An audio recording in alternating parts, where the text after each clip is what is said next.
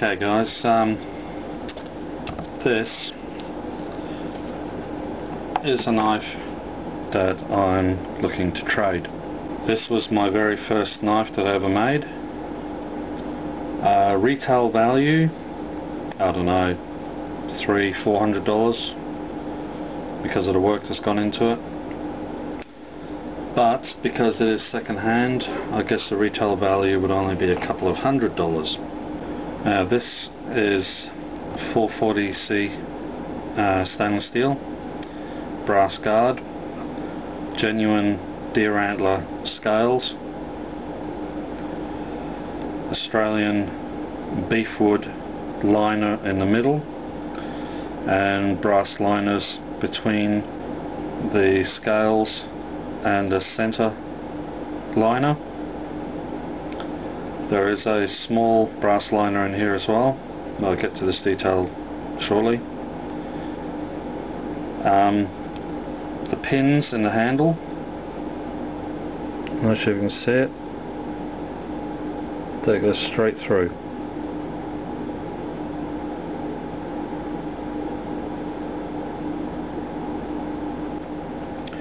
The tang actually is about finger width. Comes in, goes down along here, goes to approximately there, and back again. So the two bottom holes actually go through the handle scales and through the tang. Then the two top holes, the tubes in there actually go through the handle scales only. So all four of these tubes hold it together. It's been epoxied and the tubes have been slightly flared. The guard has actually been, it's got a hole in the middle and it's been slid on over the tang. The blade, as I said before, is 440 stainless steel. It has a blunt ricasso here, so a swedge, a blunt swedge. It is quite, let me see, how do you explain it? It's a sharp blunt. So it's blunt, but it's sharp, if you know what I mean. Like that's cutting sharp, that's blunt sharp. And the swedge basically starts, the lowest angle starts back here, and as you see goes right down along and then curves back up to the point. And it's quite thick back here, full thickness back here, and goes down into a very fine, I think it'd be 1/2 mil thickness, and then runs down to the point. The front cutting edge is double beveled. First bevel starts here, second bevel starts just down there. Hang on a second. So the first bevel starts there and the second bevel starts there. This portion of the cutting blade is Scandi grind, so it's a single bevel. This hook feature just here, it is sharp just down here, but it's kind of blunt up the top. But it's designed so that if you do have a rope that you need to cut or something like that, put it in here and then you pull in that motion. So it sort of works like a gut hook, but it's not completely sharp. I mean, you could attack that with a file and sharpen it yourself if you want to, but this has been heat treated already, so it is hardened. But so you've got Scandinavian grind here and a double bevel here.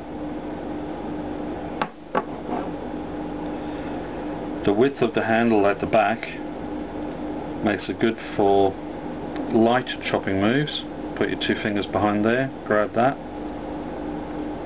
and if you use this portion here, you can actually chop through branches that are, say, thumb thickness quite easily. But otherwise, it's a good fit in my hand, and I've got big hands, as you can see here. It's also good for the chest lever grip. your finger can go rest right up against the guard. Put your thumb there, chest lever grip, and of course if you want to skin you can still hold on to that because the swedge is blunt. You can hold on to that and you got the curve for skinning. But I won't go into all the detail of how to use a blade because we all know how to do that, and if you don't, you should learn. Now the idea behind this was that it was going to be a fire striker for fire steel, but unfortunately I didn't get the angle quite right. I've tried, it does work, but only on the smaller fire steels, and you really got to put some effort into it. So unfortunately I'm not sure if you can use it for anything, but the only thing I actually have used this for is when making wooden skewers for cooking. You get a stick, so anything around here I can pretend it's a stick. Hang on. If you've got a stick and you need to remove the outer bark so you can put food on there to cook it over the fire, that's where that comes in really handy.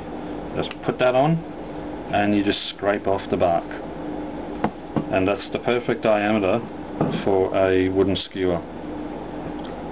So you just put that on and you scrape it back and forth. That way you don't accidentally cut the branch or the wood that you're using.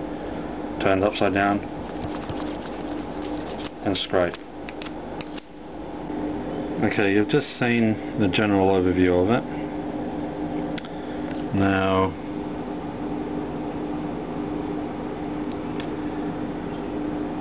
what I do have to tell you is there is a little bit of bad news with this. This was, as I said, this was my very first knife, my very first 100% custom knife.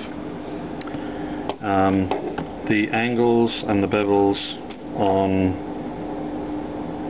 the blades, on the blade here, all of that, I did all that by hand using a file. So I'm actually quite proud of that because I got a really straight angle on that, really straight line.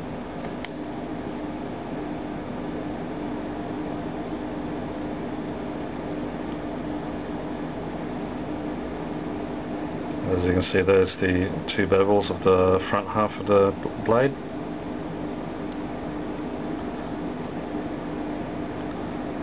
And there's the scandy part of the blade.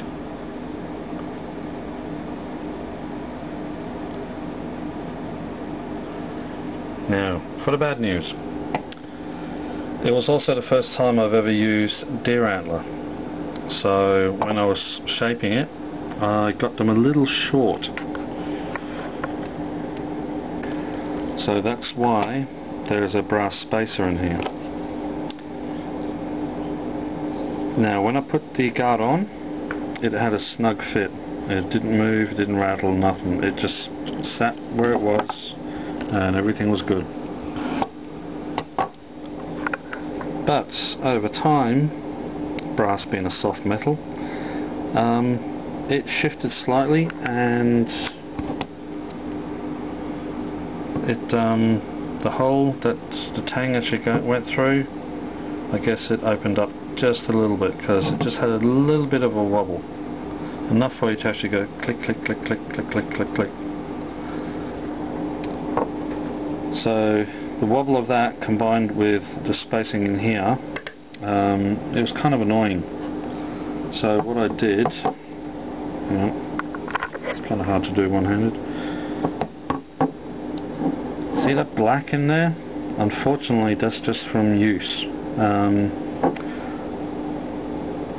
The gap in there has actually been filled with super glue, with liquid super glue. It's been dripped in there, so it's sunk down into the holes, and then it's set and has been reapplied about 5-6 times. Every time it was applied, it was allowed to set and harden, then another coating was applied. But glue being what it is, it picked up a little bit of black because it's actually, this knife has been used quite a bit. so it is not very presentable in along there. But the thing is, that's what you had to do, because the only way I could fix this was basically to disassemble the entire handle arrangement and drill those tubes out and basically destroy the wood in the middle, the beef wood, sorry, and then pry the handle scales apart just to fix a wobble. And I thought, well, it's my knife, I was used to it, so it didn't bother me. A little bit about the blade, the hardness of it. As you see, it looks like it's got holes in it, or pitting. That's actually that's the way the steel came, and I didn't bother sanding it back because again, it was my first knife, so I just wanted to get the knife made and get the experience and all that, so I wasn't too fussed about the overall appearance of the actual blade.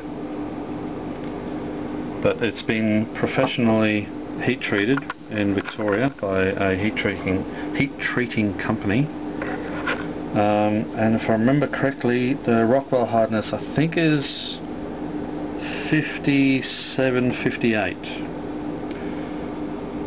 and the reason it's got a high polish on it is because that will bead water better than a satin finish or a matte finish. Polished blades will always bead water a lot better, so it doesn't retain moisture as easy. But let's see what else. Ooh, that's a mean shot right there.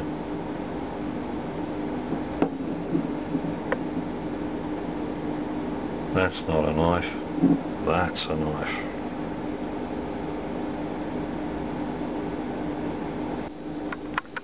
Yep, so I'm looking to trade or maybe sell it. If someone offers me the right amount, I will sell it, but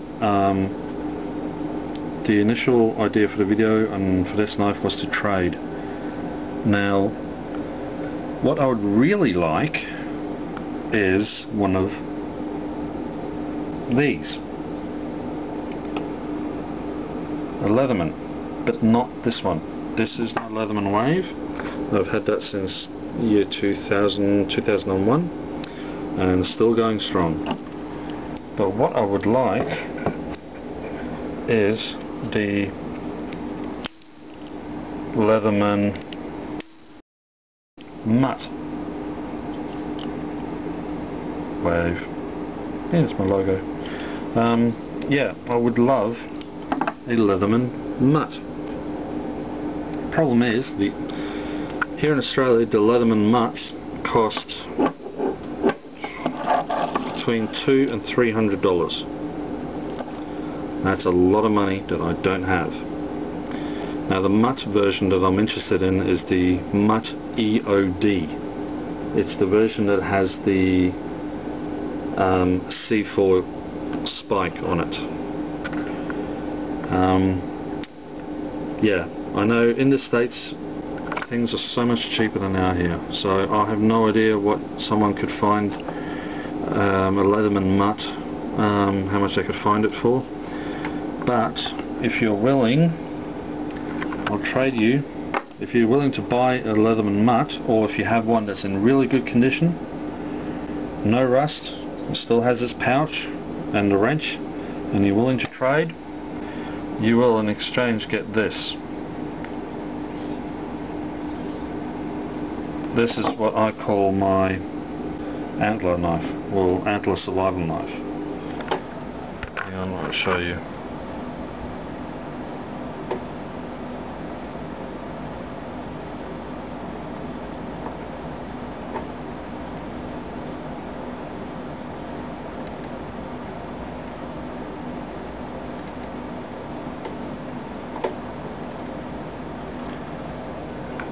Okay, there you go.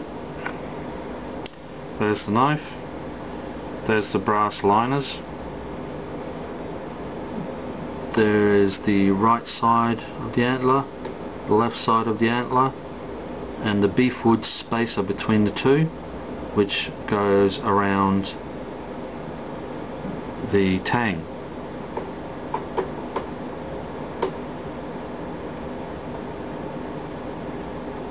Okay, and of course with it you'll get a handmade sheath. It's got a couple of dents on it from use. This is I think this is 4mm thick leather. This is before I actually learned how to do stitching. I got a friend of mine to actually machine stitch that for me. But that's it. I put the pins in and I cut it out and I assemble it and all that sort of stuff. It's not the best. The leather here is a lot thinner. It's a different type of leather, so it has a different overall look to it. It's darker. But I wanted thinner leather so that the strap was more flexible, because to bend this it was just too stiff.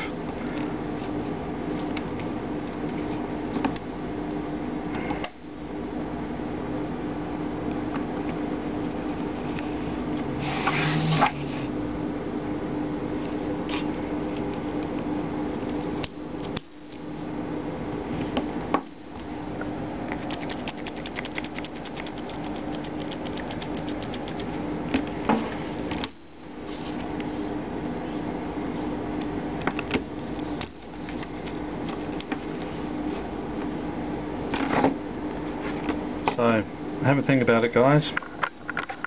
I'm willing to trade. Now how am I going to do this if, like, I got 5 or 6 people wanting the knife? I'll take it in order. If someone goes out and buys a Leatherman MUT EOD and they get a PM, a private message, sent to me requesting my private email address that they can then send photos to, the first person who does that will get it. But if someone else is willing to trade something, something of equal value, something that would be useful for me, that you believe would be useful for me, you can also do a video response. Basically, the first one in with the right amount of dollars, or a Leatherman MUT EOD, will basically get it. So if you have a Leatherman MUT in good condition with the pouch and wrench that's not been used, it's laying around the house and you bought it because, well, no, you just felt like it when you saw it, and you're willing to trade, contact me by sending an email to my inbox here on YouTube, and I'll reply with my private email, and then you can send photos so I know that you actually do have one. And if it's the right one, the first person in will be, well, basically the winner of the trade, so to speak. Yeah, I hope this goes well, because a friend of mine did a trade on YouTube and it worked out good for him. So I thought, why the hell not? I've got so many knives now, and this is my first ever 100% built from stock steel. Everything is done by hand, except for that stitching. But I don't use it anymore. I've got my other knife, so sorry, but you got to go to a home where someone will love you and use you. You like to be used, don't you? Yes, I do. Well, I'm losing it. I need sleep. Yeah, my other knife that I'm using instead of this one now is my bushcraft knife.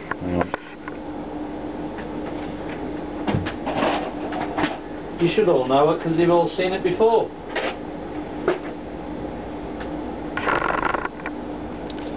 This one.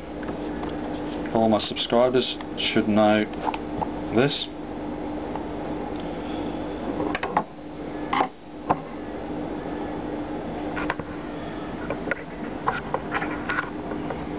So this is the one that I take with me now.